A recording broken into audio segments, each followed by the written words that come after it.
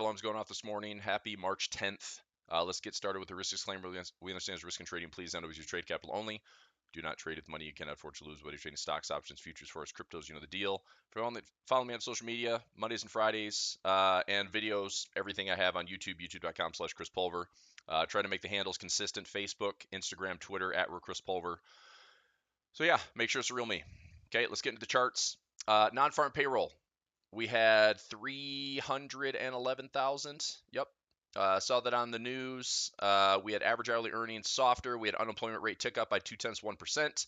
CAD numbers came in slightly better than expected. Look at the currency strength chart for this morning. And I actually started to notice this last night. This is today's currency strength. The Swiss coming out swinging with some strength last night during the late Asia session. And then continuing to get stronger today. It's the strongest currency pair of the baskets. And we have the dollar getting softer through non-farm. We have the JPY coming off the lows, coming back to baseline. Swiss franc causing me some headaches, but we'll talk about that this morning.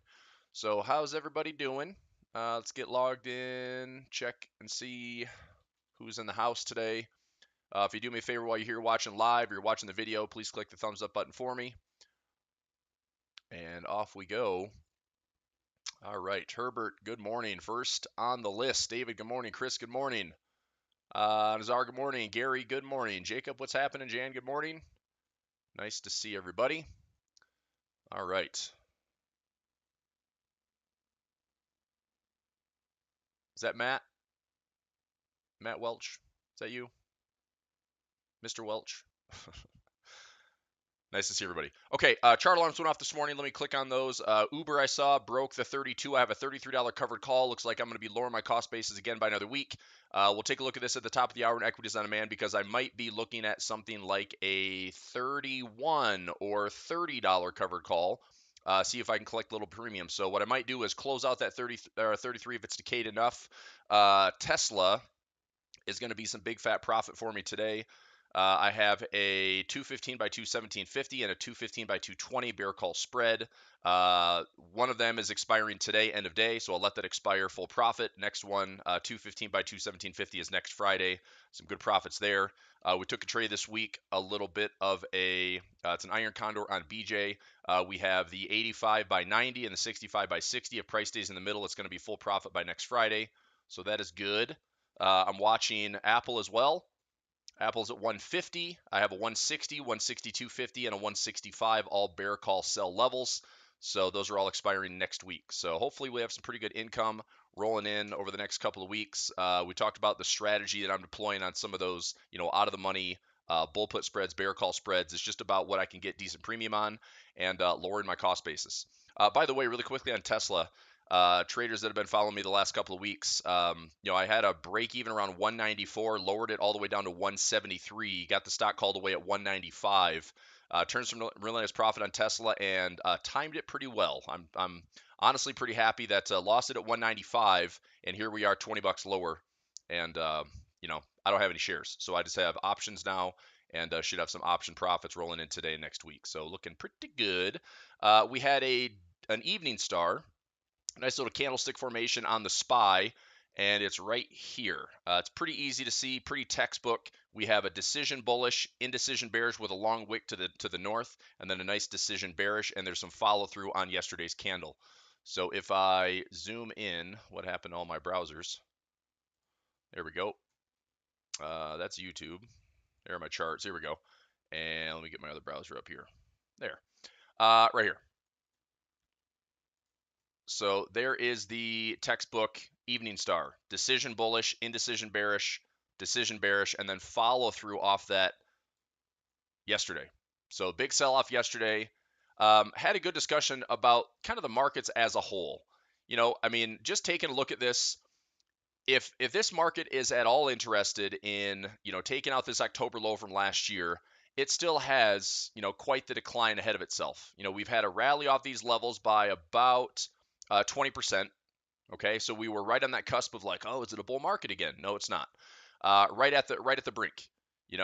However, if we have a decline all the way back down to these October lows, let's check that percentage. ARKG cost of 28. Okay, so current levels That's down another 10.33%. And, we did talk about this a lot last year going into, how bad the bear market was, how bad the bear market felt. And one level I was watching very closely for a buy opportunity was this previous high. So if we come back and stab, and this may not even happen, we might have this low safe, which is October last year. We might have this high safe, which is August of last year. And we might just have a bunch of chop, right? And this market's going to be, bull traps and bear traps, and there's no real direction. And that might be the best strategy. And so that means a lot of volatility, a lot of indecision, a lot of potential ranges. And, if you think about this, we might have a lot of setups in the stock market that look like this. If we have, a trend here and a trend here, and then prices settling in, or we've had a, trend here, and it's starting to settle in, right? There's going to be levels where we just look to consolidate, and maybe this is what the first half of the year looks like. Second half of the year, kind of anything goes, but I wouldn't expect much in summer. If we're going to have a rally at all, I would expect it to be Q4. So that would be October, November, December, right? But I think we're going to deal with a lot of indecision, and I want to be, watching, of course, spatially, making sure I can deploy strategies to generate some profits. How that translates into forex, I'm still positive carry. I'm nursing some drawdowns right now. The Swiss got really strong yesterday and today. Here we are on the Aussie Swiss, just dropping really aggressively. And here we are in a daily candle, 1, 2, 3, 4, 5 candles in a row. If we take a look at the daily time frame, the daily is getting into oversold territory. What I'll be watching for, and I have pending orders we talked about this week in the Flex Trading Room, a pending buy around 6,000, and another pending buy here at the flash crash lows from 2020 around 53.50. So I'm still willing to kind of sit in the Aussie CAD and enjoy some positive rollover. The problem, of course, is if I, build and build and I'm nursing a drawdown, it's going to get uglier before it gets better. So this is about trade size and about equity management. And if I can see, okay, so this trend line, support, maybe this support level holds sooner than later. Maybe 6,000 with this pocket does hold, and this comes back up. But we're going to have a quick reversal on some of these Swiss pairs because they are pushing pretty aggressively. So Aussie Swiss, we look at CAD Swiss, right? CAD Swiss is broken aggressively the last, 5-6 days, right? And we're coming back down into really substantial lows. This level here, let me mark this with a horizontal line. So this is our COVID crash low right around 6,600. Chart alarm went off at 67, which means I got filled at 67. So I've got a 67 to 66 pending orders, and I'm still looking to get back to this profit window around 71. But for right now, that's going to be a build. I'm going to have to trade small and build. But one thing I'm going to watch for, again, daily time frame, do we get into oversold conditions? Is this technically showing divergence, right? Take a look at this on the higher time frame. These lows to this low, is this hidden bullish divergence? It's very possible. Doesn't mean that I'm calling the bottom, but it means that if and when we settle, I think that this is a really good opportunity for a bullish formation to be there. So again, with a little bit of patience, I think that the CAD Swiss, can form some really nice bottoms. And, we have pockets to trade back to that we can maybe have some non-FIFO action. We end up getting a nice reversal pattern. That's great left structure for the market to find and then consolidate and then reverse back up. And this would be my profit level, right? And if we have wave 1, wave 2, wave 3, wave 4, wave 5, we could have a full-fledged reversal longer term. And it's just a matter of when and if we find that low. So between 6,600 and we're not that far off, right? Between 6,600 and 6,500, that's essentially, COVID crash lows, historical lows on CAD Swiss. It is one of the strongest baskets we've had the last couple of years. Now, what's going to be interesting is what happens over the next couple of weeks because the Swiss National Bank has a rate decision on March 23rd. By the way, we didn't even talk about this week, but did everyone know? Bill, what's up, Bill? I know that. I think we have a mark that works for us. And then Bill, yeah, of course, I see your name all the time. Doi. So did everyone know that we have CPI data next week on Tuesday? Tuesday the 14th, US CPI data. And then the Fed is on the 22nd.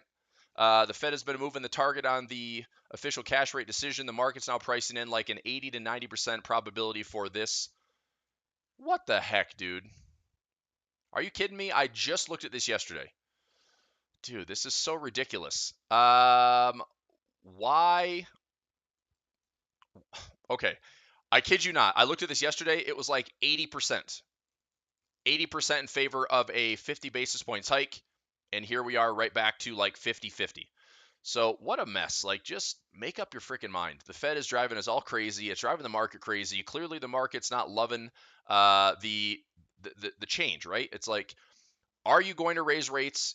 Yes, we understand 25 basis points, but if you keep switching the target on us, it's just going to cause more uncertainty and more volatility. So right now, the market's not liking it. With a stronger, tighter job market, which maybe the interpretation today is, well, unemployment's up a little bit. Maybe it has to be up to 4% or 4%. We had a revision from 517 down to 504. Is that good news? I don't think so. We beat expectations by another, nearly 100,000 jobs. Average hourly earnings slightly softer, but nevertheless, job market remains pretty tight, and market's down today. So we'll see. And as they say, amateurs open, pros close. So the good thing is for some of our bear call spreads, 400 by 401s in full profit. In the Qs, we're below 301 by 302. That's expiration for this week. So there's some good income here. We're going to make about 30 cents on the Qs, 30 cents on the SPY. And we have some other option trades that will be good for this week. We're going to take a couple losses. CLF was a 2250 by 22. I'm going to take a loss on that this week. No big deal. I'm trying to think what else we have for expirations this week. We closed out. I know I have a 6x5 on SoFi that's out to next week. Now we're trading at 571. This is no bueno. Or unless we close that one early. I don't think we did because it was looking pretty darn good for the last couple of weeks, but now it is not. So anyway, yeah, CPI Tuesday, PPI Wednesday. Let's check. Let's check Wednesday. So let's go next week for the news. So this week, next week, Tuesday the 14th. Here's your CPI data, and I'll take a look at the chart here to show that line interval. And then Wednesday, yep, you are correct. PPI data and retail sales for the U.S. So that will be, two big numbers to come out back to back. A week before, by the way, the Fed rate decision. So don't be surprised if this changes once again. Whether the 25 basis points or the 50 basis points hike gains, more momentum, I don't know. It's essentially, I'm just going to call this 50-50 right now. But literally yesterday after market, this was like 80-20. And 80 was in favor of raising rates 50 basis points. That was all because of Powell's testimony this week. I don't know if he backpedaled. I don't think he did. They keep saying higher for longer, but I read this morning that there might be a rate cut expected for December. So let's just take a quick look. Let's say that they raise 25 basis points in March, not 50. So they go 25. That put us at 4.75. May, another 25 basis points. June, another 25 basis points. July, pause. Okay. Now take a look at this. September, November, December, they're looking at a rate cut. So literally this whole week it changed. Wouldn't you know it? So that's the beauty about the Fed. They suck. And they're driving the markets crazy. So again, let's go back to the bigger picture. We're going to see. We're going to see what these markets are made of. Under Armour crossing 8. We took a loss on that this week with broker assignments. We had some early assignments this week. Here is the low. Here's the high that I'm watching. Okay. So I think there's a lot of volatility that can happen. I think this high, this low are big benchmarks, and a lot can happen inside of here, right? As an example, we can come up and sniff this high or sniff this low. We could trap the bears, right? We could trap the bulls. We could have a lot of indecision, and then we just kind of wait and see what's happening. Obviously, if the market comes to this low or comes to this high, bulls have to prove, bears have to prove. But think about this. There's a lot of opportunity inside this window. This is about a 20% window. So if we go from low to high, that's about a 23% window. So a little bit of spatial awareness, a little bit of market timing. If we're buying here and we have a broad index lift, there's going to be a lot of gains right there. And again, this level to this level, look for some confirmation. But I'm a pretty interested buyer around 34. I'm not trying to catch a falling knife, but I think from this level to this level, technically we have from these highs, we're going to have about a 30% correction, right? And that was the big direction last year is 20+% is a bear market. And we're at 27.5% from that peak to trough. If we get down here, that's around 30%. That is a healthy correction without having a full-on crisis like we had back in 2008, like we had back in 2001 and 2. We had a 35% drop back during COVID in 2020, right? Take a look at our movement here. Our COVID drop was fast and furious, as was the recovery, but that drop was about 35%. So do we match it again? It's possible. Market might surprise us with some symmetry where we go from this high to this, this is 30%. We stretch to maybe 35. There's a yearly pivot. There's some nice golden ratios here. There's a yearly pivot there, 618 pullback. You might be surprised with some of these technical levels. So that's all I'm saying. This might be crazy, uncertain, and scary, but at the same time, I think there's going to be opportunity as long as we're, actively positioning ourselves. One thing I'm not doing is I'm not positioning for big bearishness. I'm not positioning for big bullishness. I'm essentially navigating week to week and month to month right now, and that's coming with stocks and options. I'm probably more long-term oriented in forex because I'm just positioning on historical levels. I mean, if I'm going to trade the Swiss basket with positive carry, I am positioning for the next 6 to 12 months just to hold against the Swiss. But the Swiss is obviously kicking my butt right now with a little bit of a pullback the last couple of days. I mean, here's Euro Swiss on the daily. Again, we're falling aggressively, and I'm not sure, from this level to this level how violent it gets, but we could pull back in this area, put in a low, and then have our pre-summer push turn around maybe the end of March. I mean, if we put in a top or bottom for March and we rally off that April to May, I'd look for a nice little push against the Swiss.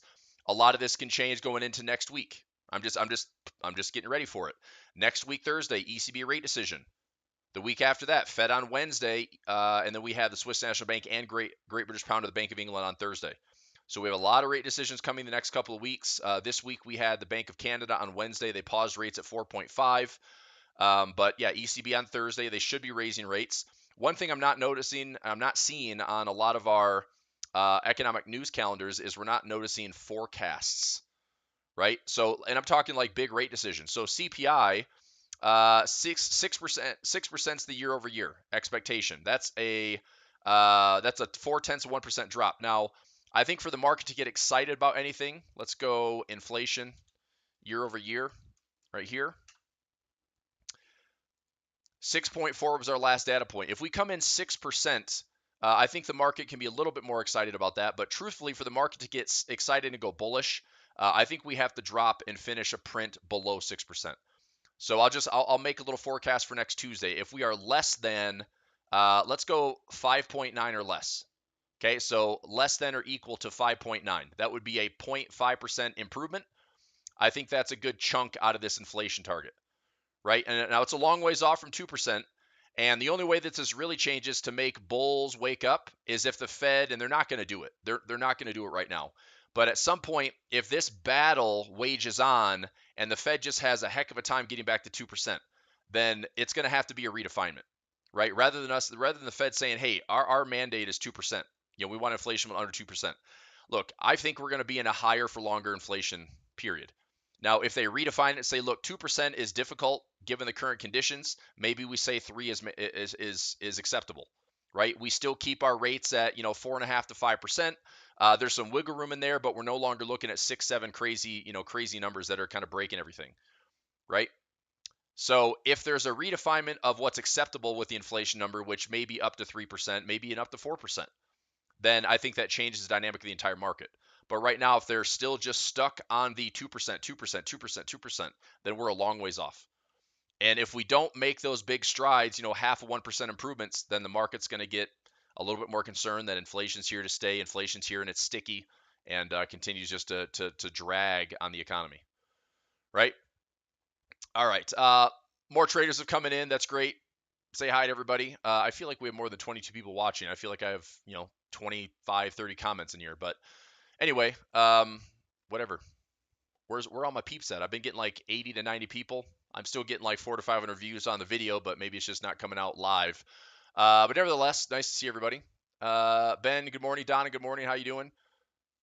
Anna, good morning. Let's see here. Pound US dollar to 21.19. What does that mean? That 21.19. So 21.19, I mean, this is what we talked about on the pound US dollar. It's just a range trade, right? This is what I said this week. If we hold these levels, look for some bullish confirmation, and I'm looking for pound US dollar to return to 24, right? I mean, this is a great level support. If we break the structure, especially, then pound US dollar looks really good to run back up to range highs. That gets us back to 24 to 24.50. So I like pound dollar long at this stage. Any news from the BOJ yet? No, not that I know of. And look, I'll be real honest. I mean, I know Kuroda's leaving. I know there's going to be a new BOJ governor. I really don't care what is being done or said. I think what matters is that we follow the Japanese yen in general, right? You want to follow the markets. You want to follow the markets with a little bit more parallel than watch your Aussie yen. You know, Aussie yen is a close reflection as far as forex goes. It's a close reflection to the S&P. Okay, now it's a little bit more aggressive with the Aussie being softer. But if you want to look at dollar yen, right? You know, the JPY is getting a little bit stronger across the board. CAD yen's been down. You know, we had a nice turn here. Swiss yen, Swiss is strong, so it's pretty neutral. This is why I don't love the Swiss yen.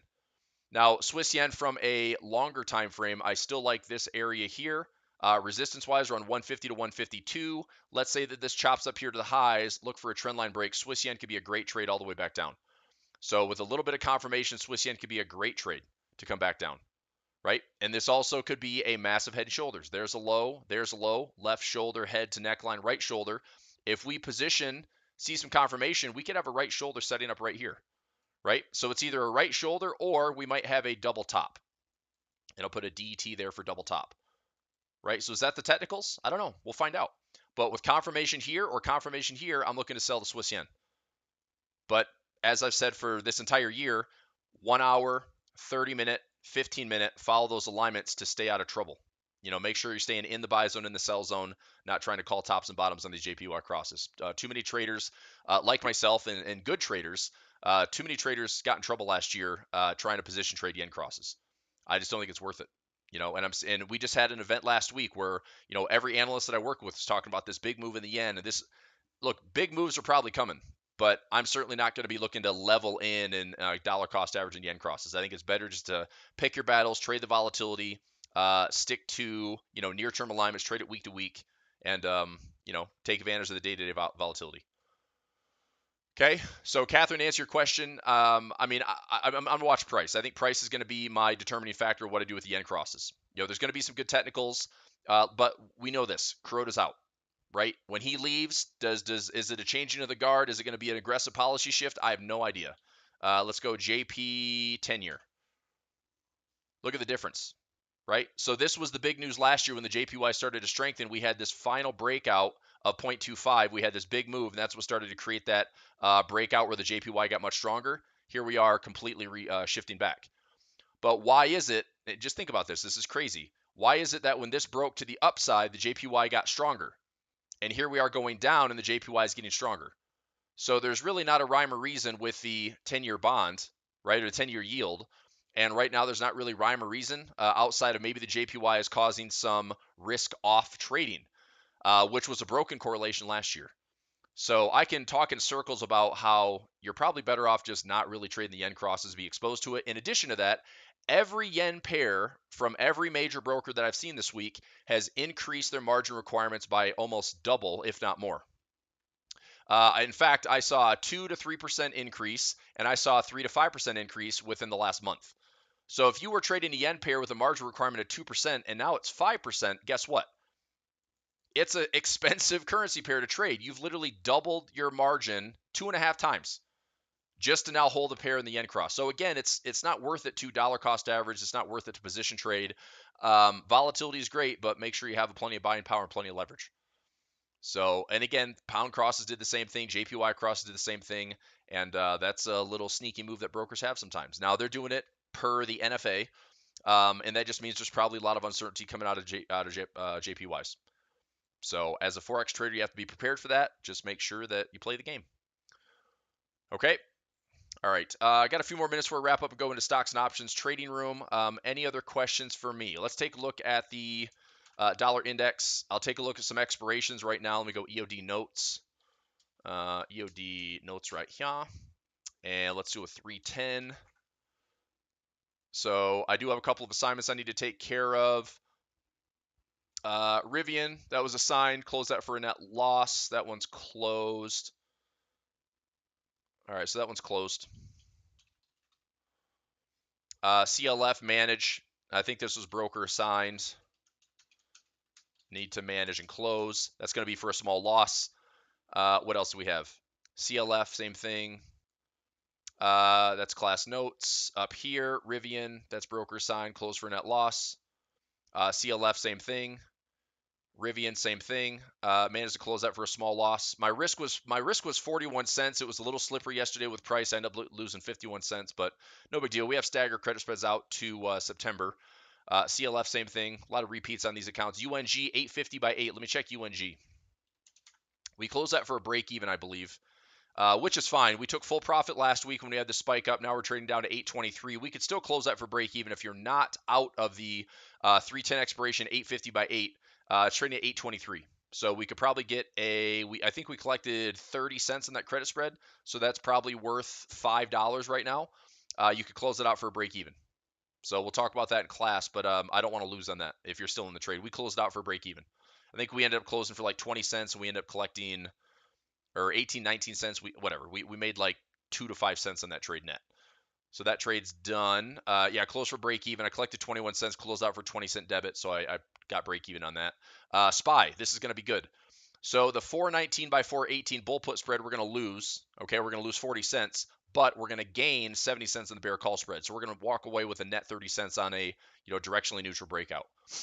So that was counterintuitive and redundant, or oxymoronic, right? It's not a directionally neutral breakout. It is a breakout. What I was doing on the SPY and the Qs is we had indecision, and so we took a credit spread here if it goes up, took a credit spread here if it goes down. We got filled on both at levels that we wanted. They were in the money credit spreads, so I'm losing 40 cents here, but I'm gaining 70 cents here. So the net result with being basically position for a breakout either way, we make 30 cents net. And we're doing that on the SPY and the Q. So we can lose one, win one, walk away profitable. That is the beauty of trading options. So that's good. And that is almost there. So this was an iron counter rolled out to 310. This one's going to be full profit. So the 301 by 302 full profit, that was for 61 cents. So we're losing 39, and then we're gaining 61. So that would be a 22-cent win. So we walk away with about 51 cents between the Qs and the SPYs this week, which is pretty good on some bigger contract trades. KHC, this one's covered. Let me see what account this is. Schwab. Okay, so this one is, I updated this one. This is a KHC 317 expiration, $37 covered call, and I lowered my cost basis down to like 28 and change. I collected $1 on that. I think it was $1.05, $1.02. I've got my break even in here. I'll figure it out. There's not, John, but I mean, you can check it on your broker platform. SGD is on every broker platform if you do show all, and I still like dollar sing.